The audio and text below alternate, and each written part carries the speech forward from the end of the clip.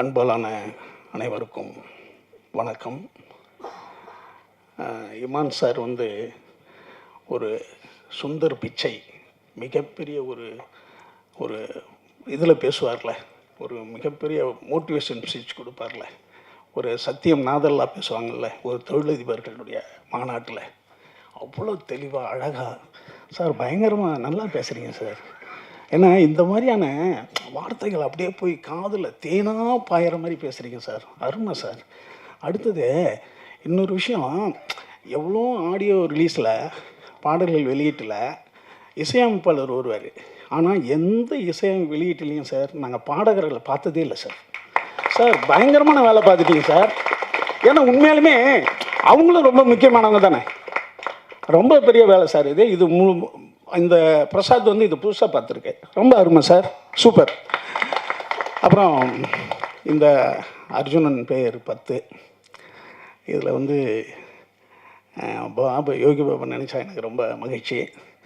2009 மணிமகால்னு ஒரு shooting spot இருக்குது, அதில் யோகியில் வந்த ஒரு சிறப்பான ஒரு இதுவர் மணிமகால், அது பேரே மணி இருக்கிற மகால் தானே, அதில் வந்தவர் இன்றைக்கி வந்து கிட்டத்தட்ட 2009 இன்றைக்கி 2026 300வது படத்தை தொட்டிருக்காருன்றது ரொம்ப மகிழ்ச்சியான ஒரு தருணம். ஏன்னா எந்த பின்புலமும் இல்லாமல் அடுத்தடுத்த தலைமுறை அந்த தொழிலுக்கு வர்றதுன்றது ஒரு பெரிய விஷயமே கிடையாது. எந்த பின்புலமும் இல்லாமல் ஏதோ ஒரு திருவண்ணாமலையில் ஒரு இடத்துல பிறந்து என்ன பந்தல் பாது வாழைப்பந்தலா, வாழைப்பந்தல் ஏரியா, வாழைப்பந்தல் வட்டம், அதுக்கு பக்கத்தில் இருக்கிற ஒரு மேல் நகரம் மேலா அப்படின்ற ஒரு கிராமத்திலேருந்து வந்து தனி மனிதனாக போராடி, இந்த ரஜினி இந்த விஜயகாந்த்லாம் சொல்கிற மாதிரி தான், சினிமாவுக்கான எந்த இதுவும் யாருக்கும் இவங்களுக்கெல்லாம் இல்லையாப்பா அப்படின்ற மாதிரி இருந்த ஒரு நிலையில் தனக்கென்ற ஒரு மிகப்பெரிய ஒரு மார்க்கெட்டை, என்னென்னா ஒரு மனிதனுடைய கையெழுத்து ஆட்டோகிராஃபாக மாறிடணும், அவன் வெற்றியாளன். ஒரு மனிதனுடைய ஃபோட்டோ வீட்டில் மாட்டப்படும். இப்போ யோகி பாபுனா வாங்க என்னை செல்ஃபி எடுக்குன்னு வீட்டில் மாட்டுறாங்களே, ஒருத்தனுடைய பட்டம் வீட்டில் மாட்டப்படணும். ஏன்னா ஒருத்தனுடைய சொல் தெரியாத மனிதனும் கேட்கப்படணும். யார் அவர் பேசுகிறாரு, நல்லா இருக்குப்பா அப்படின்னு நம்ம யாருன்னே தெரியாதவன் கேட்கணும். இப்படிலாம் போயிட்டா அவன் மாபெரும் ஆசீர்வதிக்கப்பட்டவன், வெற்றியாளன். அப்படி பாபு இந்த நிலையை அடைகிறதுக்கு அவருடைய இறைவனுடைய துணையும் இருந்திருக்கு நிச்சயமாக.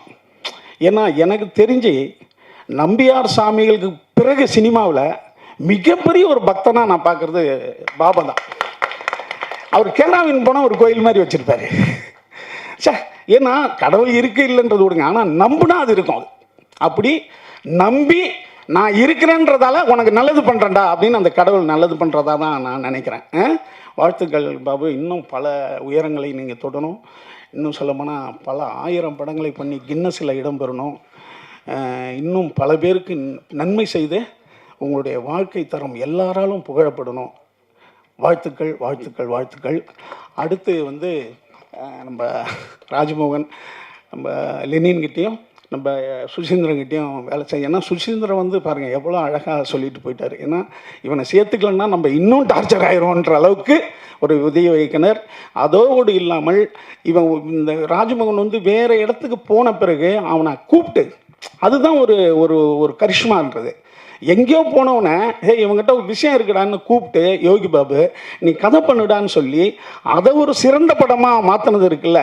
வாழ்த்துக்கள் ராஜ்மோகன். ஏன்னா சினிமா வந்து ஒருத்தவங்களை சொல்லும், நம்ம சினிமா விட்டு போனாலும் நீ உண்மையாக அதுக்கு உழைச்சின்னா சினிமா உன்னை இழுத்துக்கும். சினிமா மட்டும் இல்லை, எந்த தொழிலுமே. அதுக்கு நீங்கள் ஒரு உதாரணமாக இருக்கீங்க. இன்னும் பல படங்களை சுசீந்திரன் சொன்ன மாதிரி பல படங்கள் நீங்கள் செய்து மிகப்பெரிய வெற்றியாளனாக வர என்னுடைய அன்பு வாழ்த்துக்கள். இந்த படம் ஒரு திருட்டை பற்றி சொல்லுது. திருட்டு என்பது வந்து சாதாரண விஷயம் கிடையாது. ஏன்னா இப்போ கார்த்திக் நாயகர் சொன்ன மாதிரி எல்லாருமே இங்கே திருடர்கள் தான். ஏன்னா எல்லாருமே வந்து ஏன்னா திருடாதவன் ஒன்று பைத்தியமாக இருக்கணும், இல்லைன்னா பிறக்காதவனாக இருக்கணும், அவ்வளோதான். ஏன்னா கோயிலுக்கே பெரிய பூட்டு தான் நம்ம போடுறோம். கோயில் தான் சாமி, அவர்லாம் நம்மளை காப்பாற்றுறவர், அவருக்கே பெரிய பூட்டு போட வேண்டியிருக்கீங்க. ஏன்னா அப்போ ராமர் கோயிலில் நேற்று ஒரு பெரிய திருடு நடந்து போச்சு. அப்போ எல்லாம் கோயிலே திருட ஆரம்பிச்சிட்டாங்க. அப்போ திருட்டு என்பது ஒரு இல்லாதவன் செஞ்சிருவான், இருக்கிறவனும் செய்கிறான். அது இல்லாதவன் தான் சார் திருடுறான்னு கிடையாது. திருட்டு என்பது இருக்கிறவனும் திருடுறான். அப்போ அது வந்து ஒரு பொதுவானது தான். அது ஏசை காட்டி கொடுத்துட்டாங்க. 30 காசுக்கு ஏசை காட்டி கொடுத்த யூதாஸ் அவன் வந்து ஃபீல் பண்ணிட்டான். அப்புறம் ஃபீல் பண்ணிவிட்டு அதே தேவாலயத்தில் போய் நான் தப்பு பண்ணிட்டேங்க, காசை திருப்பி கொடுத்துட்றேங்கன்றான். ஐயா போட அவனையும் காவடிச்சாச்சு இன்னுமேடான பிறகு அவனும் தற்கொலை பண்ணிக்கிறான். அப்போ இங்கே வந்து கடவுளே காட்டி கொடுக்குற சமூகம் இங்கே உண்டு. ஏன்னா ஆதாம் ஏவாள் தான் முதல் மனிதர்கள்ன்றான். முதல் கொலையை அவங்க குடும்பத்தில் தான் நடக்குது. ஆதாவனுடைய முதல் பையனான காயின் அவனுடைய சகோதரனை கொல்றான், ஆபேலை கொல்றான். அதான் முதல் கொலை. அப்போ இது எல்லா இடத்துலையும் நடக்கிறது தான். அப்போ இதில் ஏதோ ஒரு மர்மமும் உண்மையும் இருக்குது. திருட்டு கொலை இதெல்லாம். அப்படியாக இந்த படம் வந்து ஒரு மோட்டார் திருட்டை பற்றி சொல்லுது. எல்லாம் நிறையா சொல்லிட்டாங்க.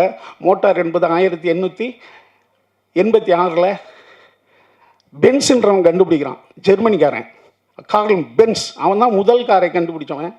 அந்த கார்லேருந்து தான் இன்றைக்கி நம்மளுடைய பயணங்கள் எல்லாமே பெருசாகிட்டு இருக்கு. முன்னெல்லாம் நாங்கள் கார் வாங்கும்போது என்னென்னா நோ ஹேண்ட் சிக்னல்னு ஒன்று பின்னால் எழுதியிருப்பானோ. அது ஏசி கார். அது ஏசி காருக்கு ஹேண்ட் சிக்னல் பண்ண மாட்டாங்க. காரை கேட்டாலே ஏசி காரா நான் ஏசியான தான் கேட்பாங்க. இப்போல்லாம் அப்படி கிடையாது. அந்த அளவுக்கு நம்ம வந்துடுச்சு. முன்னாடி உண்ண உணவு உடுக்க உடை இருக்க இடம் அப்படி இருந்தது மீறி இப்போ ஒரு ஃபோனும் காரும் ரொம்ப அவசியமாக இருக்குது இல்லையா? அப்போ கார் என்பது இன்றைக்கு நம்மளுக்கு தேவையானதாகிடுச்சு. சின்ன வீடாகிடுச்சு. அது ஒரு சின்ன வீடுனா நீங்கள் சின்ன வீடு நினச்சிக்காதீங்க, அதில் எல்லாத்தையும் வச்சுக்கலாம். அப்போ வந்து அந்த மாதிரியான ஒரு விஷயமா இருக்குது. அதை பற்றியான ஒரு சிறந்த படம். இந்த கதையை ரொம்ப சுவாரஸ்யமாக வந்து ராஜ்மோகன் பண்ணியிருக்காரு.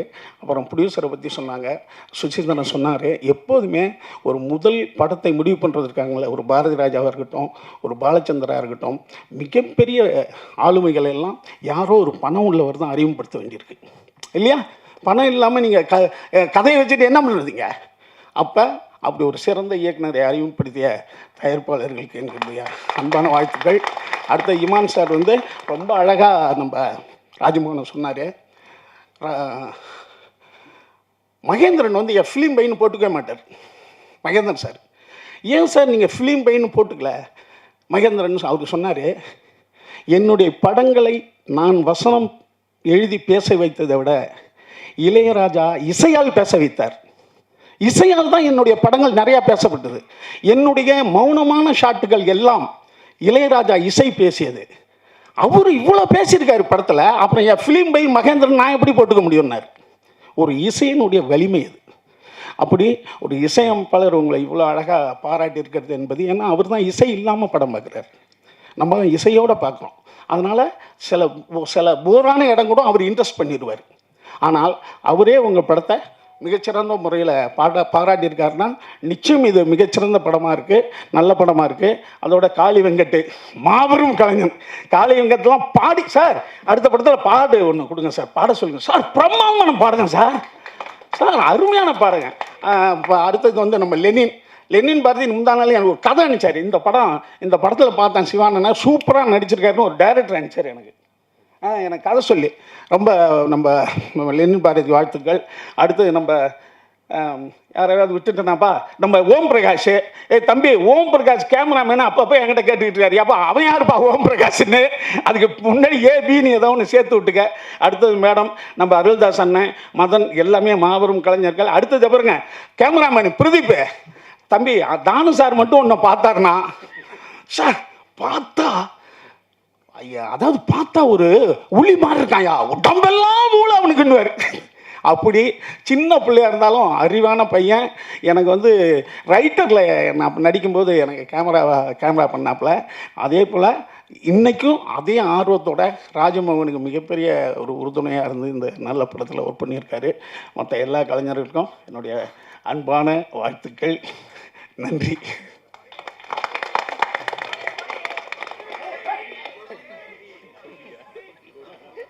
தம்பி, இந்த கொடி 15 வருஷமாக எங்ககிட்ட இருக்குது. நாங்கள் எல்லாம் தோரணம் கட்டுவோம். எந்த படம் ரிலீஸ் ஆனாலும் தோரணம் கட்டுவோம். அந்த கொடி அதே மாதிரியே தனுஷ் ராஜிக்கு யாராவது கல்யாணம் ஆச்சுன்னா அந்த கொடியை தான் தோரணம் கட்டுவானுவேன். அடுத்தது வந்து காது குத்து எல்லாத்துக்கும் அது போவோம். இப்போ என்ன ஆச்சுன்னா, இந்த பசங்க கொஞ்சம் பேர் அதை காரில் மாட்டுற மாதிரி ரெடி பண்ணி எடுத்துகிட்டு வந்துட்டாங்க. இப்போ நாங்கள் வந்து வருஷம் வருஷம் மாவட்ட தலைவர்கள், செயலாளர்கள், பொருளாளர்கள், அமைப்பாளர்கள் இவங்களெல்லாம் கூப்பிட்டு புதுப்பிப்போம். ஏன்னா ஒருத்தன் திடீர்னு துபாய்க்கு வேலைக்கு போயிடுவான், செயலாளராக இருந்தவன். அதுக்கு பதிலாக இன்னொரு போஸ்டிங் போடணும். அப்படி இல்லைன்னா இருக்கிறவங்களுக்கே திரும்பி புதுப்பிச்சு தருவோம். அடுத்தது புதிய மன்றங்கள் திறந்துருப்பாங்க, அதை பற்றி டிஸ்கஸ் பண்ணுவோம். அப்படி வருஷம் வருஷம் ஒரு விழா நடத்துவோம். அதை இந்த தடவை நடத்தினோம்.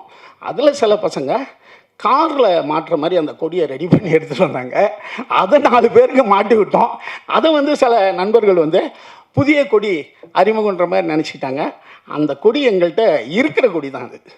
நன்றி, வணக்கம்.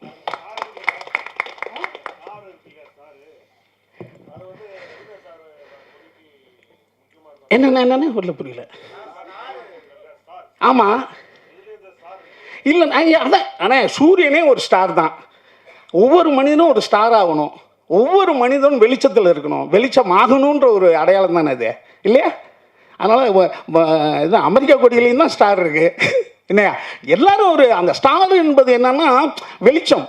அது ஒரு ஒரு ஒரு எல்லாரும் வெற்றிக்கான ஒரு வழின்றதை நம்ம சொல்கிறது தானே. அதில் வந்து வேற ஒன்றும் எதுனே அண்ணே, எது எப்போது நடக்குமோ அது நடக்கும்ண்ணே.